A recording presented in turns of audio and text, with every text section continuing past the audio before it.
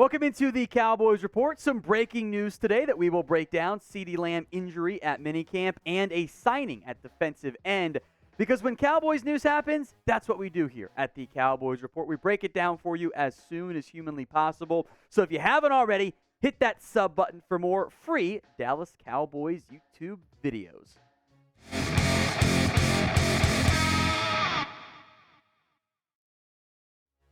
This is the Cowboys Report. I am Tom Downey. 2 stories on today's show, plus some minor minicamp notes at the end as well.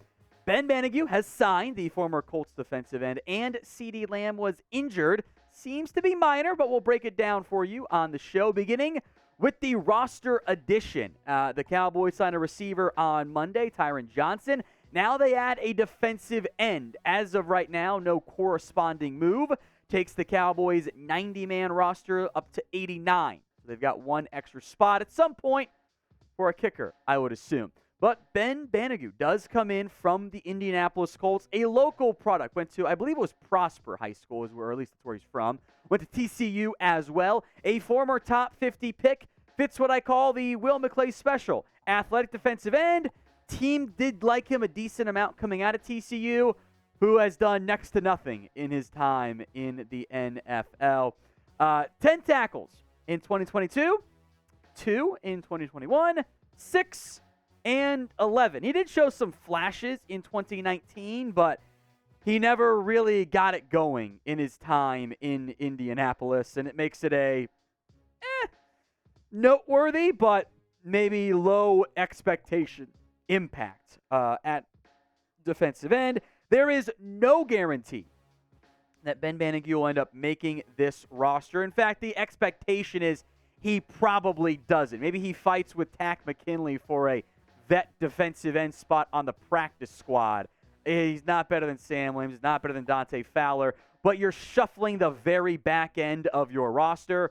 So it's taking a flyer on a former top 50 pick.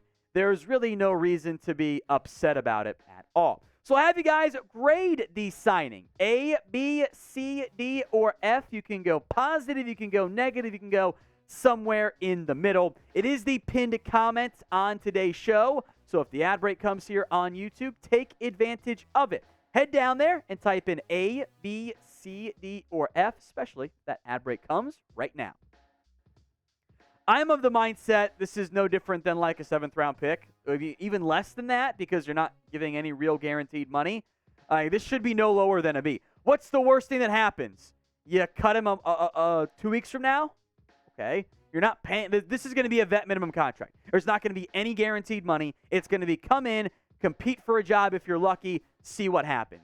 This is that back end of the roster. And I do think the Cowboys should shuffle those spots more. Spots 80 to 90, I think, should be flipped out more often because these guys are probably not going to make your team. And instead of getting stuck with the we like our guys mindset, why not try somebody else out? Maybe they end up running a practice squad spot for you.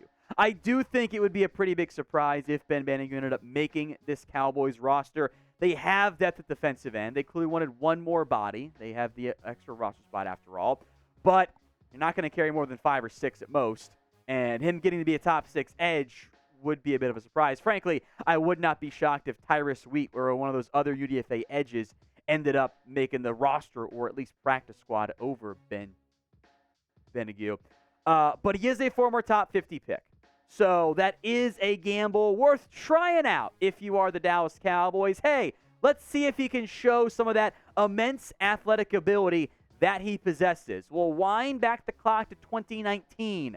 My scouting grades, and I'll read off some of my notes as well. He was my 65th overall player.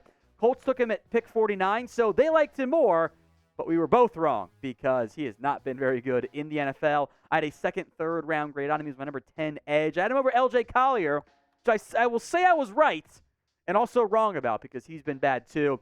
My notes here, as I'll look down at them because I don't remember them. They flush them after the year ends. 4.6, 240. At the time, a defensive line record for the broad jump, 11 feet 2 inches. So you're talking really gifted athletic player here. Finesse rusher, didn't have much of a power move. I was worried about the strength in the run game, all of which has kind of come true. He was a bit of a one-dimensional pass rusher at TCU, and That did not quite carry over the way you were hoping it was going to. I thought he has the upside, the traits, the athletic ability to make it worthwhile. He was 23 coming into the league, so that was 4 years ago. So he's what, now 27? Yeah, he's 27 years old now, turns 28 at the end of January, so 27-year-old player. My player comp, actually, was based mostly on the athletic side and being a bit skinnier for an edge. Was Randy Gregory. Cowboys have a type, I suppose, in the end. We'll break down the CeeDee Lamb injury, maybe injury in air quotes here. But if you haven't already, please subscribe. Make sure those notifications are set to all so you don't miss any video right here at the Cowboys Report. Let's break down then the latest on CeeDee Lamb as he suffered in a kind of familiar stage of last year, an apparent leg injury at Cowboys minicamp today. It does seem to be minor. I want to emphasize that part here early and often. He was laughing. He stayed on the sidelines. The training staff checked him out. I would not be surprised if Lamb does not play tomorrow. Maybe it was one of those like, he rolled his ankle type of deal, and that's just, you got to be cautious and be patient because, hey, it is June.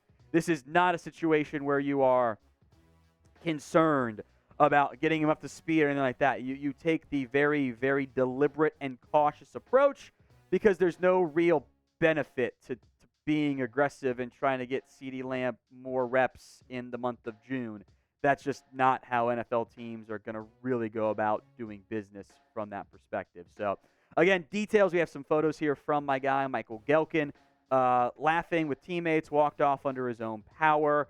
It was after a one-handed catch, came up hobbling with a bit of a limp, so probably okay, but we'll keep an eye on it. Does sound precautionary. If it's not, I will burn the start of the field to the ground. We'll get all new turf or something to make sure that never happens again, whatever. I will make note that the Lamb minor injury happened last year, too. I think it was a groin injury is what he battled, said he was fine, and then came out later that maybe there was a bit more concern, but he still ended up being just fine there. I know many of you are going, see, this is why we need DeAndre Hopkins, right? There's some yes but no involved on that side. Just the issues you run into with this situation where you always want insurance, right? But if Lamb's playing and Cooks is playing, he's been looking great, by the way, and Gallup's back to form, well, then you got wide receiver 4. And you're not going to pay a premium for wide receiver 4 when you don't need to. We'll go more in depth on that, but does this injury make you scared about the wide receiver room? Do you think the Cowboys need to add another wide receiver? Sound off in the comment section. You can type in Y for yes or N for no. I think most of this comes down to, hey, do you trust Michael Gallup right now? If Gallup's bad again, we're worried about the wide receiver room. If he's back to form, I think we feel better about that. The reason why this is not going to spur the Cowboys to add another wide receiver, a big-name one, is it's still in the insurance category, unless Lamb is actually hurt and we don't know it, but that doesn't seem to be very likely. But if Lamb's fine, you're in the insurance category. And the cost of getting the type of insurance you would want to be a Lamb replacement costs about as much as it would if Lamb were to go down. It's like the insurance premium you're paying on your car is the same as the monthly payment you're paying. So there's no reason to have the insurance there. Just buy a new car at that point. That's the issue you run into. The level of need you would require doesn't fit with the way the current roster is set up. Hopkins, by the way, yes, is visiting the Tennessee Titans this weekend. Dallas has shown no interest. I would not expect to move there. I know it's scary. I know maybe you want more depth, but the practicality of the investment level required to make you feel better about the depth just doesn't really align for what the Cowboys want to do. Today's show was going to be some minicamp notes and then news of signings and Lamb injuries, so we pivoted. We'll go more in depth tomorrow on more minicamp stuff, some more rumors, but some quick notes. Dak had a really good day. Always a good sign. Protecting most notably with Brandon Cooks on a 60-yard touchdown pass. Filed under things you love to see in June. TJ Bass, rookie UDFA, got some first-team right guard reps. Zach Martin has a minor soft tissue issue. He's fine, not worried about that, but Bass getting some reps there over Josh Ball. Tristan Vizcaino, once again, missed 2 kicks. The MO has been 5 of 7, 6 of 8, 7 of 9. He was perfect yesterday, but not today. Missed another one and a long one. And then Chuma Adoga also got some first-team left tackle reps with Tyler Smith working at left guard. So keep an eye on that one as the Cowboys continue to shuffle around their offensive line and their rotation. Back again tomorrow with more Cowboys news. Make sure you are subscribed.